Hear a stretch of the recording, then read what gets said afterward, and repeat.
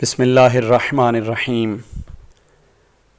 بیان کیا گیا ہے کہ امیر المؤمنین علیہ السلام کے ایک صحابی نے کہ جنہیں حمام کہا جاتا ہے اور جو بہت عبادت گزار شخص تھے، حضرت سے عرض کیا کہ یا امیر المؤمنین، مجھ سے پرہیزگاروں کی حالت اس طرح بیان فرمائیں کہ ان کی تصویر میری نظروں میں پھرنے لگے۔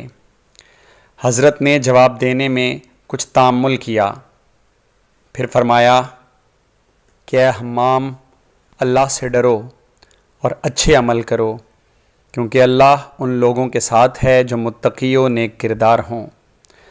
حمام نے آپ کے اس جواب پر اکتفا نہ کیا اور آپ کو مزید بیان فرمانے کے لیے قسم دی، جس پر حضرت نے خدا کی حمد و ثنا کی اور نبی صلی اللہ علیہ وآلہ وسلم پر درود بھیجا اور یہ فرمایا: اللہ سبحانہ نے جب مخلوقات کو پیدا کیا تو ان کی اطاعت سے بے نیاز اور ان کے گناہوں سے بے خطر ہو کر کارگاہ ہستی میں انہیں جگہ دی، کیونکہ اسے نہ کسی معصیت کار کی معصیت سے نقصان اور نہ کسی فرما بردار کی اطاعت سے فائدہ پہنچتا ہے۔ اس نے زندگی کا سر و سامان ان میں بانٹ دیا ہے اور دنیا میں ہر ایک کو اس کے مناسب حال محل و مقام پر رکھا ہے۔ چنانچہ فضیلت ان کے لیے ہے جو پرہیزگار ہیں، کیونکہ ان کی گفتگو جچی تلی ہوئی، پہناوا میں آنا روی اور چال ڈھال عجز و فروتنی ہے۔ اللہ کی حرام کردہ چیزوں سے انہوں نے آنکھیں بند کر لیں اور فائدہ مند علم پر کان دھر لیے ہیں۔ ان کے نفس زحمت و تکلیف میں بھی ویسے ہی رہتے ہیں جیسے آرام و آسائش میں۔ اگر زندگی کی مقررہ مدت نہ ہوتی جو اللہ نے ان کے لیے لکھ دی ہے، تو ثواب کے شوق اور عطاب کے خوف سے ان کی روحیں ان کے جسموں میں چشمے زدن کے لیے بھی نہ ٹھہرتیں۔ خالق کی عظمت ان کے دلوں میں بیٹھی ہوئی ہے، اس لیے کہ اس کے ماں سوا ہر چیز ان کی نظروں میں ذلیل و خوار ہے۔ ان کو جنت کا ایسا ہی یقین ہے جیسے کسی کو آنکھوں دیکھی چیز کا ہوتا ہے، تو گویا وہ اسی وقت جنت کی نعمتوں سے سرفراز ہیں۔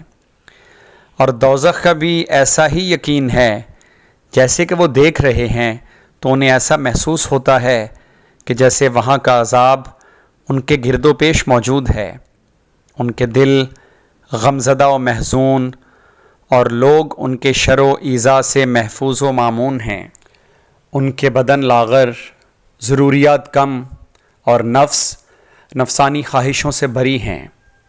انہوں نے چند مختصر سے دنوں کی تکلیف پر صبر کیا، جس کے نتیجے میں دائمی آسائشیں حاصل کیں۔ یہ ایک فائدہ مند تجارت ہے جو اللہ نے ان کے لیے مہیا کی۔ دنیا نے انہیں چاہا مگر انہوں نے دنیا کو نہ چاہا۔ اس نے انہیں قیدی بنایا تو انہوں نے اپنے نفسوں کا فدیہ دے کر اپنے کو چھڑا لیا۔ رات ہوتی ہے تو اپنے پیروں پر کھڑے ہو کر قرآن کی آیتوں کی ٹھہر ٹھہر کر تلاوت کرتے ہیں، جس سے اپنے دلوں میں غم و اندوہ تازہ کرتے ہیں اور اپنے مرض کا چارہ ڈھونڈتے ہیں۔ جب کسی ایسی آیت پر ان کی نگاہ پڑتی ہے جس میں جنت کی ترغیب دلائی گئی ہو تو اس کی طمع میں ادھر جھک پڑتے ہیں اور اس کے اشتیاق میں ان کے دل بے تابانہ کھنچتے ہیں اور یہ خیال کرتے ہیں کہ وہ پرکیف منظر ان کی نظروں میں سامنے ہے۔ اور جب کسی ایسی آیت پر ان کی نظر پڑتی ہے کہ جس میں دوزخ سے ڈرایا گیا ہو تو اس کی جانب دل کے کانوں کو جھکا دیتے ہیں اور یہ گمان کرتے ہیں کہ جہنم کے شعلوں کی آواز اور وہاں کی چیخ و پکار ان کے کانوں کے اندر پہنچ رہی ہے۔ وہ رکوع میں اپنی کمریں جھکائے اور سجدہ میں اپنی پیشانیاں، ہتھیلیاں، گھٹنے اور پیروں کے کنارے زمین پر بچھائے ہوئے ہیں اور اللہ سے گلو خلاصی کے لیے التجائیں کرتے ہیں۔ دن ہوتا ہے تو وہ دانش مند، عالم، نیکوکار اور پرہیزگار نظر آتے ہیں۔ خوف نے انہیں تیروں کی طرح لاغر کر چھوڑا ہے۔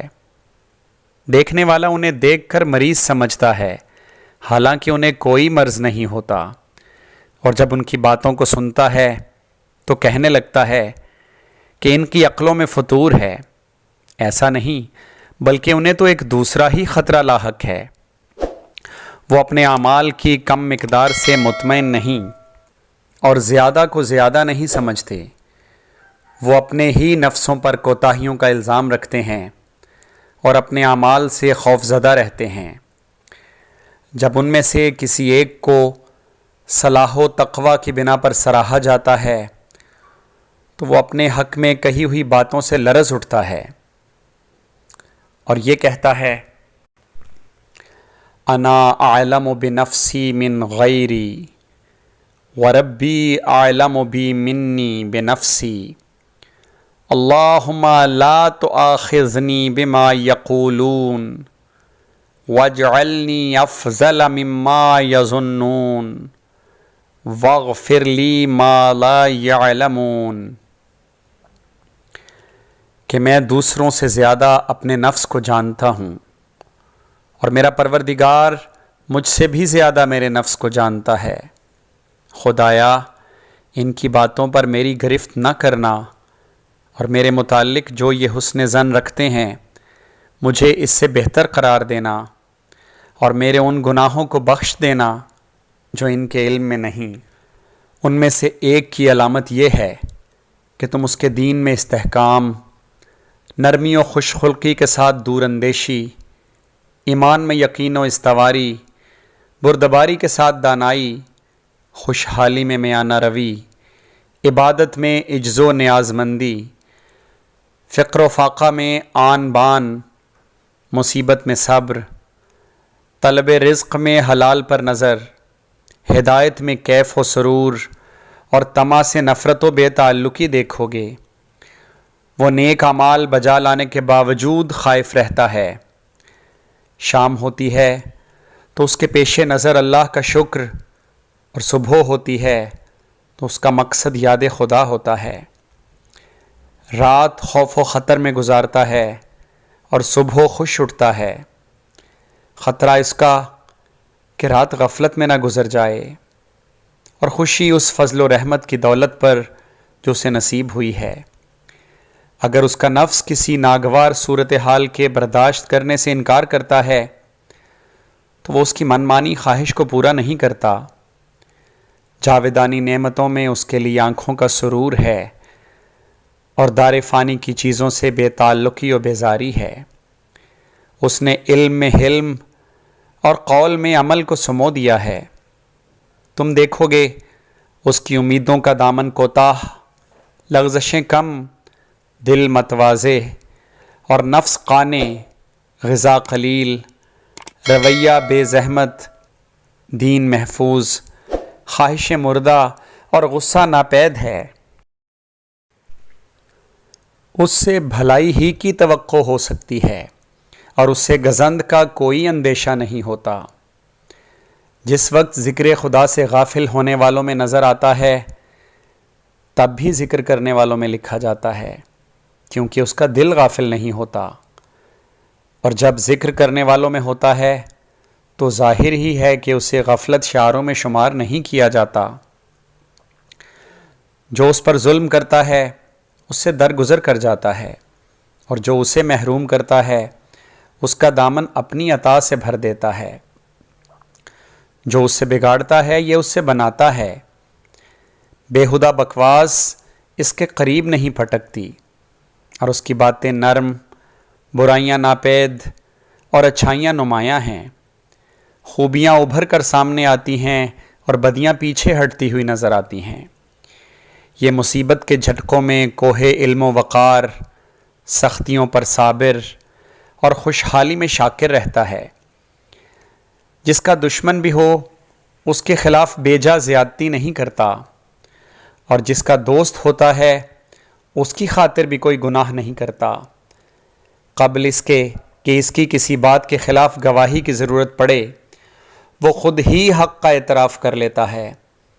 امانت کو ضائع و برباد نہیں کرتا، جو اسے یاد دلایا گیا ہو اسے فراموش نہیں کرتا، نہ دوسروں کو برے ناموں سے یاد کرتا ہے نہ ہمسایوں کو گزند پہنچاتا ہے، نہ دوسروں کی مصیبت پر خوش ہوتا ہے، نہ باطل کی سرحد میں داخل ہوتا ہے اور نہ جادہ حق سے قدم باہر نکالتا ہے۔